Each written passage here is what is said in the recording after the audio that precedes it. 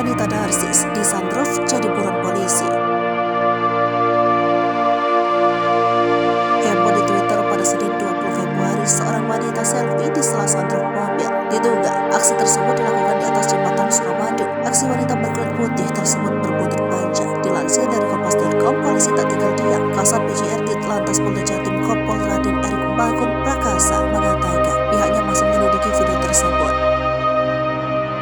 Wanita yang belum diketahui identitasnya itu terancam mendapatkan sanksi. Namun sanksi tersebut bukan karena aksi selfie-nya di salah sandra.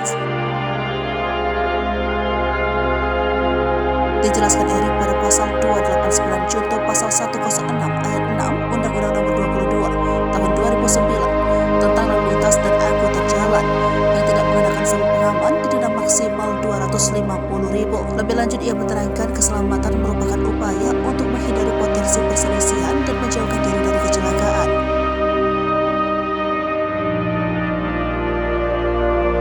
Pakar transportasi Tri Cahyono menyampaikan aksi yang dilakukan ibu tersebut terbilang berbahaya. Pasalnya, ibu yang keluar dari sunroof sambil bergaya tersebut bersiko terpelanting keluar ketika mobil secara tiba-tiba mengerem.